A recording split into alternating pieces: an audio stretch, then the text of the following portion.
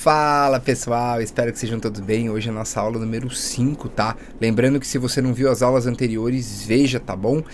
Para que essa aula faça sentido, para que você siga aí o curso cronologicamente, fechou? Então na nossa aula 5 hoje a gente vai falar sobre Candlestick, tá bom? Um padrão, né, gráfico, para quem não lembra, né, na primeira aula que eu expliquei um pouco da história da análise gráfica e contei um pouco sobre o pai, né, o criador da análise do Candlestick, né? E basicamente agora a gente vai falar do Candlestick, certo? Então basicamente o conceito dele, tá, é que ele é uma representação gráfica do que ocorreu com o preço de um ativo durante um determinado período, tá? Então essas barras que vocês estão vendo, tá? Esses candles, como a gente chama, ou vela, tanto faz, ou vela ou candle, são os nomes mais populares, certo? Eles têm algumas características, certo? E a gente analisa eles dependendo, tá, do tempo gráfico que a gente está olhando, tá? A gente vai ter uma aula para falar sobre tempos gráficos, mas basicamente vamos supor que a gente esteja falando, tá? Um exemplo no tempo gráfico de um dia, tá? Então cada candle, tá, ou cada vela representa um dia, tá, de movimentação de preço. Então primeiro, vamos falar das características dele. São formados na maioria das vezes por um corpo e sombras, tá? Então eles possuem 4 preços. O preço de abertura, certo? Que basicamente é o primeiro preço registrado da operação. Então, por exemplo, a gente está no Brasil. Quando que vira a vela, tá? Quando que começa a vela do período? 9 horas da noite, tá?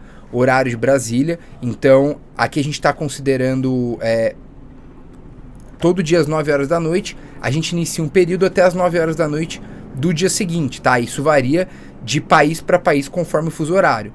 Mas assim que deu 9 horas da noite, que vira, tá? Que a gente entra no novo período, o primeiro preço registrado, tá? É o preço de abertura. E aí passou ali 24 horas, o último preço registrado antes de se iniciar um novo candle é o preço de fechamento. E com isso a gente vai ter abertura, fechamento, né? Ou abertura, fechamento.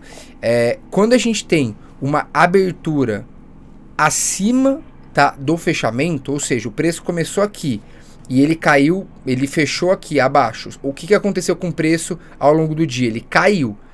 Certo? Então a gente tem um candle de baixa, que é esse candle vermelho que vocês estão vendo, certo? Que significa que o preço ele caiu do momento que se iniciou o período até o momento que terminou o período. Então sempre que você vê um candle vermelho, significa que o preço de fechamento foi menor do que o preço de abertura. Já quando você vê um candle verde, um candle de alta, você viu um fechamento maior do que a abertura. Então o preço começou e ele fechou num preço acima, ou seja, ele subiu em relação ao preço que ele abriu. Então ele teve uma valorização, é um candle de alta, ou seja, sempre que você vê um candle verde, o preço ele subiu naquele período, e sempre que você vê um candle vermelho, o preço desceu, tá? Ele caiu naquele período. E além disso, né, além dele, né, ter essas características de abertura e fechamento, poder ser um candle de alta ou de baixa, e lembrando que a gente caracteriza, né, a gente utiliza aí as cores verdes para positivo, né? Quando a gente tem aí um movimento para cima, um movimento positivo em relação à abertura, e o vermelho para baixo. A gente também tem, tá, algumas outras características dentro do candle, que é a máxima e a mínima. O que significa isso? Vamos supor que o preço ele começou em $10 e ele terminou em $15, certo? Terminou em 10, começou em 10, terminou em 15. O que significa? Que o preço de abertura é 10, o preço de fechamento é 15, mas durante esse período do dia, ele pode ter batido valores acima do fechamento ou valores abaixo da abertura. Então vamos supor, ele abriu a 10, fechou a 15, só que ele chegou a cair para 8, certo? E a subir para 17, ou seja, ele tem uma máxima e uma mínima. A máxima é o maior valor que aquele ativo atingiu naquele período, e a mínima é o menor valor que aquele ativo atingiu naquele período, certo? E, de novo, não necessariamente eles vão ser o corpo da vela, certo? Esse retângulo que vocês veem, porque o que compõe o retângulo, o corpo, é o fechamento e a abertura. Só que a gente pode ter a máxima e a mínima acima, tá? E abaixo da abertura e do fechamento, ou vice-versa. Então aqui, né, mostrando novamente o gráfico, né, a gente tem aí essa parte do máxima e mínima, a gente chama de sombra superior ou sombra inferior. Qual que é o nome mais popular, tá, que a gente utiliza? Cauda ou pavio, tá bom? Então, a gente tem aí esse ponto muito importante, tá? Que são as máximas e as mínimas, que também fazem parte, tá, de um Kendon. E, além disso, tá, um Kendon pode ser formado somente pelo corpo, tá, e sombra superior, ou o corpo e uma sombra inferior, ou seja, pode acontecer do preço de abertura ou preço de fechamento ser o maior ou menor preço, tá, daquele período. Então ele vai ser tanto o fechamento e abertura, quanto uma sombra superior ou inferior, tá bom? Então eu vou mostrar para vocês também alguns exemplos de Kendon, tá? Aqui a gente já explicou, certo? Aqui são alguns exemplos de Kendon. Então, por exemplo, no número 1 e no número 2, a gente tem aqui um Kendon padrão, tá?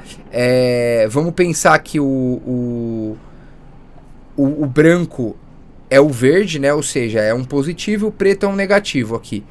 Então, no branco, a gente teve aí uma abertura e um fechamento acima da abertura, um Kendon de alta, certo? E a gente tem esses pavios em cima e embaixo, que é os valores de máxima e mínima.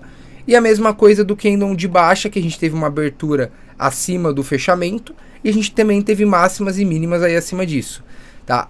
No exemplo 3, o que significa? A gente teve uma variação menor, certo? Porque o tamanho do corpo do Kendon, tá? Do retângulo que vocês estão vendo, ele é proporcional à distância entre a abertura e o fechamento. Então, quanto maior a distância entre a abertura e o fechamento, maior esse corpo. No caso do 3, a abertura e o fechamento, eles estão muito próximos, tá? Então, eles têm uma margem de um preço muito parecido. Por exemplo, começou em 1,10 e terminou em 11. Já esses outros Kendon, começou em 10 e terminou em 15. E teve ali uma máxima e mínima também. Já o 4, tá? O que significa o 4? A gente tem aí uma abertura, certo? E um fechamento desse Kendon com uma diferença pequena. E só que a gente tem uma variação dentro do período, para baixo no caso, né? Muito grande. Então, por exemplo, o preço abriu em 10, fechou em 12. Só que durante o período ele caiu e ele chegou a bater valores extremos para baixo. Então ele faz esse pavio. Tudo que é pavio, tá? Ó, pensa sempre assim, o corpo é a diferença entre o preço de abertura e fechamento. Tudo que acontece acima ou abaixo é pavio. Então, basicamente, esses pavios representam a volatilidade, a mudança de preço durante aquele período. A mesma coisa para o 5, que é o contrário, tá? E o 6, que significa que a gente teve uma abertura e um fechamento próximo, mas a gente também teve uma volatilidade, uma mudança de preço para cima e para baixo considerável. Uma diferença maior do que o próprio abertura e fechamento, né?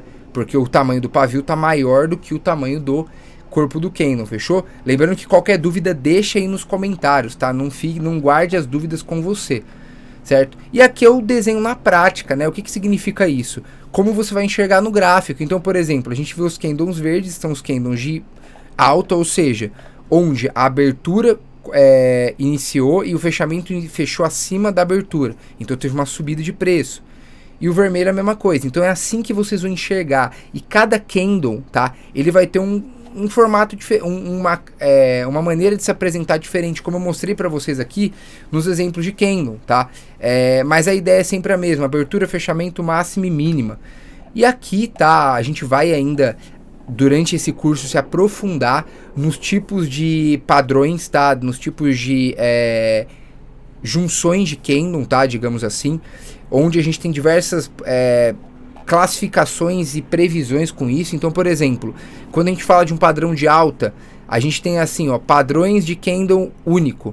Então a gente tem, por exemplo, o martelo invertido, o dó de libélula, tá? O spinning top de alta, padrões de Kendon duplo, certo? A gente tem o kicker de alta, engolfo de alta, arame de alta, piercing de alta, pinça de fundo.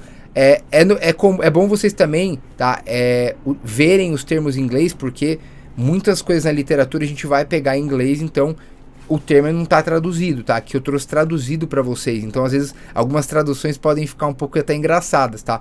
Mas, basicamente, são candles que vão seguir padrões. Mas, de novo, não vou me aprofundar nisso nessa aula, tá? A ideia era apenas passar a visão do que é um candlestick.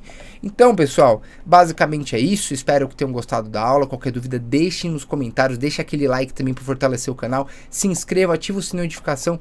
E até o próximo vídeo, até a próxima aula. Valeu!